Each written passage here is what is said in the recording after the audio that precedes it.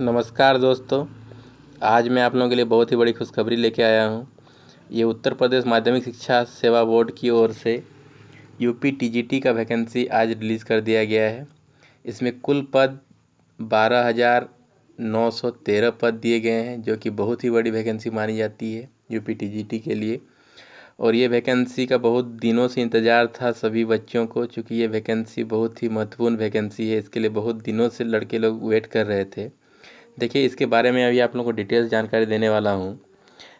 देखिए, शुरू में इसमें जो दिया गया है कि आपका जो वैकेंसी का जो ऑनलाइन स्टार्ट होगा वो कब से स्टार्ट होने वाला है, तो ये आज ही के दिन यानी 29/10 से स्टार्ट होने वाला है। और ये आपका ऑनलाइन जो चलेगा ये 27 नवंबर तक चलेगा। आपका जो ऑनलाइन फीस जो सबमिशन का डेट है वो भी 27/11 ही है, यानी 27 नवंबर ही है। और आगे जो ऑनलाइन फॉर्म आप जमा कर सकते हैं, लास्ट तिथि है वो कब तक है हम लोग का 30/11 यानी 30 नवंबर तक है। अब देखिए, इसमें जो महत्वपूर्ण बातें हैं उसको सबसे पहले हम लोग देखते हैं कि ये जो वैकेंसी है नहीं, ये हाई स्कूल स्तर की वैकेंसी यानी हाई स्कूल शिक्षकों के लिए वैकेंसी आई हुई है। इसमें सभी सब्जेक्ट के लिए अलग अलग पद दिए गए हैं, उसके पदों की संख्या अलग अलग है।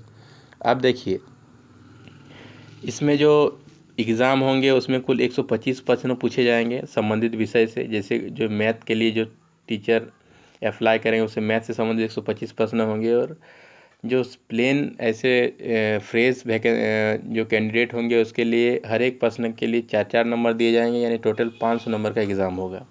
और जो एडहॉक बेसिस पे जो टीचर है उसके लिए आपका 465 नंबर का एग्ज़ाम लिया जाएगा। अब देखिए, इसमें कोई भी आपका निगेटिव मार्किंग का बात नहीं किया गया, यानी निगेटिव मार्किंग इसमें नहीं मिलेगा आपको, नहीं, इसमें आपका निगेटिव मार्किंग का जिक्र नहीं किया गया है, यानी इस एग्ज़ाम में आपको निगेटिव मार्किंग नहीं रहेगा।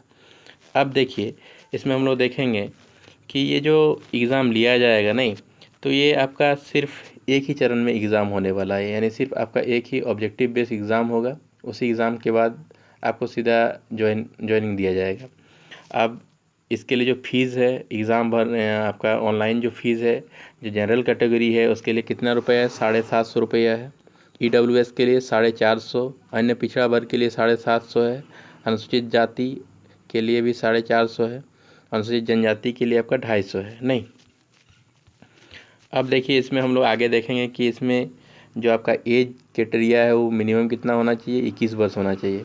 और इसका जो आपका ग्रेड पे है वो 4600 है, नहीं। अगर मान के चलिए कि इसमें जो आपको पेमेंट होने वाला है वो आपका जो स्टार्टिंग पेमेंट होगा वो लगभग 48 से 49 हज़ार, अभी जो 7 ग्रेड पे चल रहा है नहीं, उसके तहत इसमें लगभग आपका मान के चलिए लगभग 50,000 पेमेंट होगा।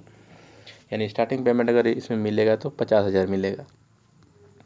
अब देखिए, इसमें जो आपको एग्ज़ाम सेंटर है वो अब एग्ज़ाम सेंटर चूज़ करने का कोई भी ऑप्शन नहीं दिया जाएगा, यानी आपको कहीं भी एग्ज़ाम सेंटर दे सकता है। अब इसमें बात आता है कि किस किस सब्जेक्ट के लिए कितने पद दिए गए हैं, उसको हम लोग देखते हैं। तो देखिए, यहाँ दिया गया है हिंदी के लिए कुल 1742 पोस्ट है, गणित के लिए 1822, यानी सबसे ज़्यादा अगर पोस्ट देखा जाए तो गणित में ही है। कितना है, कुल 1822 पोस्ट है। ये किसके लिए है, यानी आपका जो बॉयज़ कैंडिडेट है उसके लिए, फिर गर्ल्स के लिए अलग है। यानी कुल मिला के अगर आपका मैथ में सीट देखा जाए बॉयज़ और गर्ल्स का, तो लगभग 2000 के करीब है, 2000 से भी ज़्यादा है। इस प्रकार हम लोग एक एक करके देखते हैं। हिंदी में कुल कितना है, 1742 है, गणित में 1822 है, गृह विज्ञान नहीं में कितना है आपका 611 है। इस प्रकार से ये सभी पद दिए गए हैं, आप लोग देख लीजिएगा, नहीं। जो बॉयज़ कैटेगरी के लिए कुल पद है 11,451 है, और जो आपका महिला है या फिर जो बालिका है उसके लिए जो कुल पद है वो 1462 पद है। अब बात आता है कि एग्ज़ाम कब होगा। तो एग्ज़ाम के लिए अभी आपका कोई फिक्स्ड डेट नहीं तय किया गया है, लेकिन बहुत ही जल्द इसका एग्ज़ाम लिया जाएगा। मान के चलिए कि फॉर्म भर यानी जब भर के कंप्लीट हो जाएगा, यानी 30 नवंबर के बाद से लगभग 2 महीना, मैक्सिमम 2 महीना के अंदर इसका एग्ज़ाम ले लिया जाएगा। इसलिए सभी जो कैंडिडेट है वो अभी से लग जाएं, क्योंकि समय बहुत ही कम है। और आपको तो पता ही होगा कि इसके लिए क्राइटेरिया क्या है, जो मिनिमम एज जो तो 21 साल है ही, साथ ही साथ आपका जो संबंधित विषय में आपको ग्रेजुएट होना है। जिस विषय से आप फॉर्म फिल करना चाहते हैं, जिस विषय से आप अप्लाई करना चाहते हैं, उसमें आपको क्या होना चाहिए, ग्रेजुएट होना चाहिए उस सब्जेक्ट में, और आपको बीएड कंप्लीट होना चाहिए, नहीं। तो आशा करते हैं कि इसके बारे में आपको पूरा कंप्लीट जानकारी मिल गई होंगी। इससे संबंधित और भी जानकारी के लिए इस चैनल को सब्सक्राइब कीजिएगा। इससे संबंधित सभी जानकारियाँ समय समय पर आपको दी जाएंगी।